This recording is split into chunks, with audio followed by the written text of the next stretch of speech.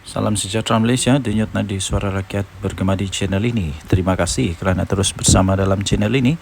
Untuk mendapatkan berita terbaru setiap hari, sila tekan butang subscribe, like dan share. Kita akan mulakan berita terkini pada hari ini.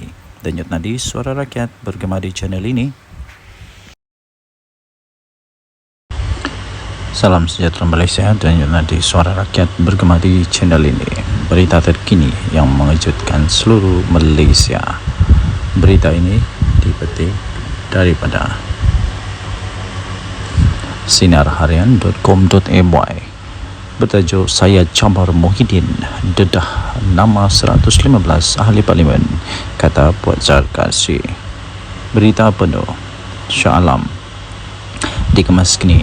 UMNO mencabar bekas Perdana Menteri Tan Sri Muhyiddin Mat Yassin supaya mendedahkan nama 115 ahli parlimen yang beliau dakwa telah menyokong beliau sewaktu menjadi ketua kerajaan pada ketika itu. Ahli Majlis Kerja tertingginya, Datuk Dr. Muhammad Puan Zarkasi berkata, kenyataan yang dibuat itu perlu berlandaskan fakta dan tidak hanya membuat tuduhan kosong tanpa mengemukakan sebarang bukti.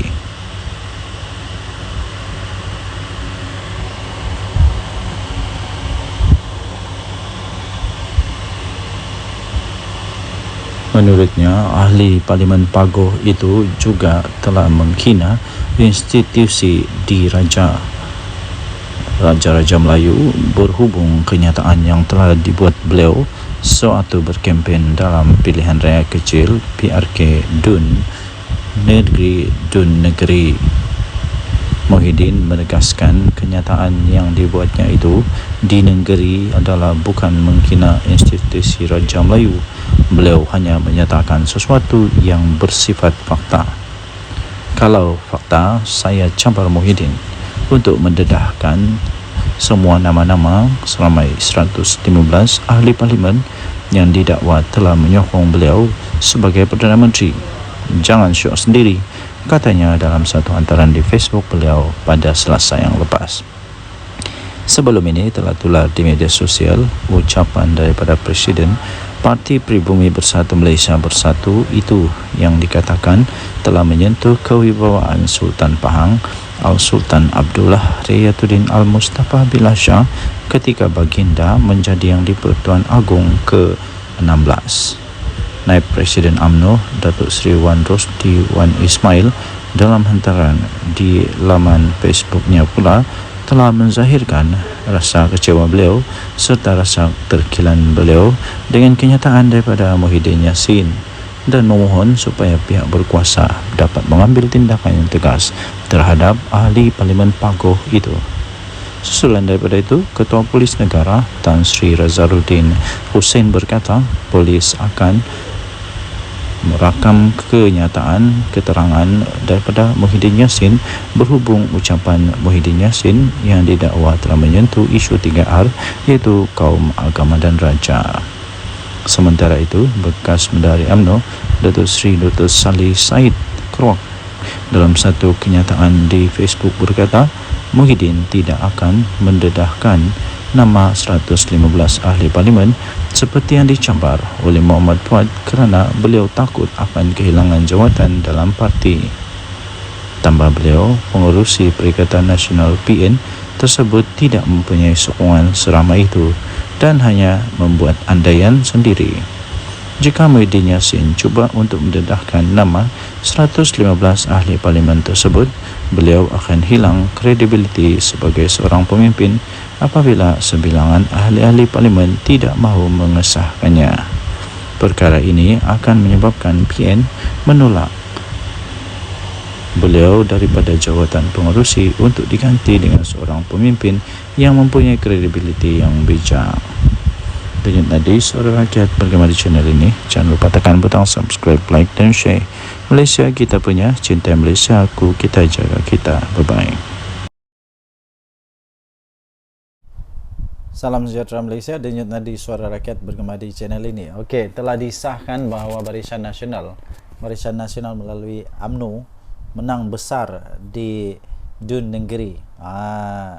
Ini langsung tidak dijangka oleh siapa-siapa, langsung tidak menjangka, malah Anwar Musa, Sanusi, semuanya menjangkakan akan menang dengan majoriti yang lebih besar daripada pilihan raya yang lalu, tapi kalah teruk ya. Jadi keputusan pada malam ini membuktikan bahawa Barisan Nasional UMNO adalah satu parti yang masih lagi relevan, satu parti yang masih lagi kuat, satu parti yang masih lagi perlu untuk bertanding dan masih boleh menang di Malaysia. Jadi persoalannya sekarang ialah apa sebenarnya punca kekalahan ya? Tapi sebelum itu kita ingin memberitahu dulu bahawa kemenangan ini melebihi daripada majoriti yang sebelumnya, majoriti yang besar, yang sangat besar, majoriti yang langsung tidak dijangka. Kerana majoriti pada pilihan raya yang lalu ialah hanya 800 undi, tapi kali ini majoritinya melebihi hampir saya pikir hampir 3,000 atau lebih daripada 3,000 atau hampir 4,000 undi. Wow, ini luar biasa sekali ya. Ini cukup luar biasa dan langsung tidak diramal, tidak dijangka oleh sesiapa. Jadi tuan-tuan dan puan yang dihormati sekalian, saya sebenarnya sudah mulai mengetahui perkara itu. Saya sudah mulai perasan tentang perkara itu apabila keputusan diumumkan menyatakan bahawa di tempat orang asli, PDM orang asli, bahawa semua PDM orang asli dimenangi oleh Barisan Nasional.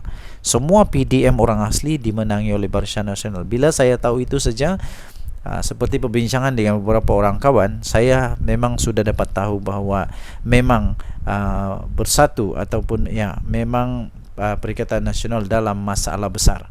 Dan seperti yang saya jangka, memang betul lah Perikatan Nasional kalah dengan teruk sekali. Bukan kalah sikit tau, dengan teruk sekali. Jadi walau bagaimanapun, ramai juga penyokong-penyokong yang masih tidak dapat menerima kekalahan mereka, sehingga macam-macam lah tomahan, dikata inilah itulah, kemudian Anwar Musa kata kalah kerana itu inilah. Tapi sebenarnya kekalahan tetap kekalahan, dan saya ingin ucapkan tahniah kepada Barisan Nasional yang sudah menang. Kita jumpa lagi, bye-bye. Salam sejahtera Malaysia, denyut nadi suara rakyat bergema di channel ini. Adakah anda setuju sekiranya Muhyiddin Yassin meletak jawatan sajalah daripada Presiden dan bersaralah?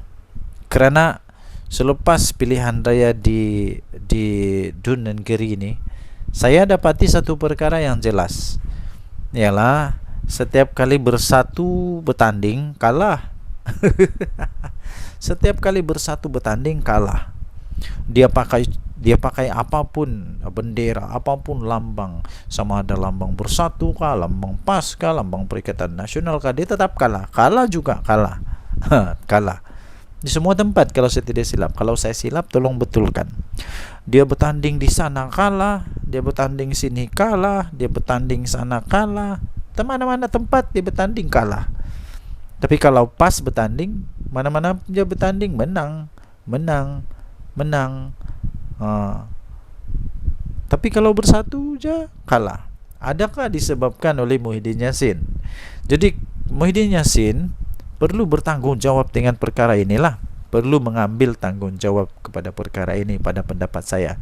Kalau beliau betul-betul mempunyai fikiran, mempunyai satu pertimbangan, saya fikir dia patut mempertimbangkan untuk letak jawatan. Itu bagus juga, itu letak jawatan. Berilah peluang kepada yang lain untuk jadi untuk jadi panglima atau jadi ketua. Ini saya pun heran, daripada sebuah parti yang tidak kuat tapi jadi presiden untuk satu gabungan politik yang memang kuat di Malaysia. Tapi dari satu parti politik yang tidak kuat pun kalah memanjang. Jadi cuba bayangkan dilema yang dilalui oleh PAS sekarang. Mau buang salah, tidak buang salah, mau teruskan salah, tidak teruskan salah. Jadi memang dilema betul PAS sekarang. Jadi jangan sampai pula berkubur pula Perikatan Nasional.